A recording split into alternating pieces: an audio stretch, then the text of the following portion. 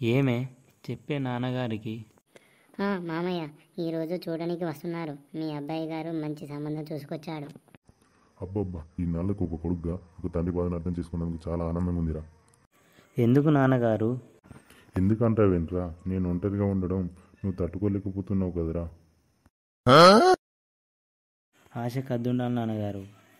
భూమికి ఆకాశానికి మధ్య ఉన్నంత దూరం ఉంది మామయ్య గారు. వాళ్ళు వచ్చేది నీకోసం కాదు, నా కూతురి కోసం. దానికి ఇప్పుడు పెళ్ళి ఎందుకురా, చదువుకుంటుంది కదరా. మామయ్య గారు, అది ఒక్కటి చదువుకుంటే బాగుండు, కానీ అది ఇంకొకరిని పట్టుకొని చదువుకుంటాను. దానికి పెళ్ళిడు వచ్చింది నాన్నగారు. దానికి ఒక జోడిని చూసి పెళ్లి చేద్దాం. నేను ఈ పెళ్ళికి ఒప్పుకోను. నాన్నగారు, మీకు అర్థమవుతుందా? అది రోడ్డు మీద ఎవరితోనో తిరుగుతుంది. ఇలానే వదిలేస్తే అది చేసుకుంటుంది పెళ్ళి, మనకు తెలియకుండా. అవును మామయ్య, అది చాలా మారిపోయింది. ఈ ఫోన్లు వచ్చిన నుండి సమాజం చాలా మారిపోయింది నాన్నగారు. మరి ఈ విషయం నా మనవరాలకి చెప్పరారా.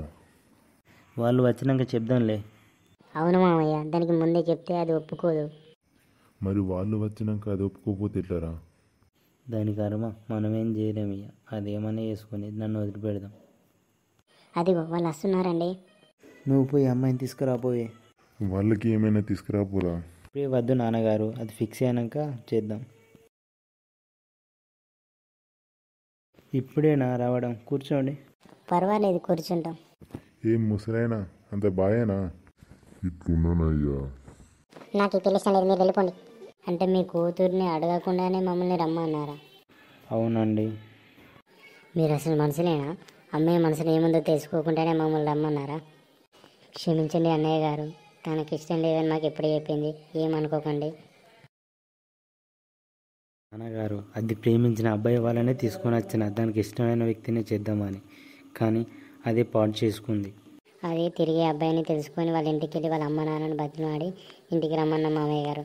అది ఇప్పుడేమో నాకు ఈ పెళ్లి ఇష్టం లేదని చెప్పింది.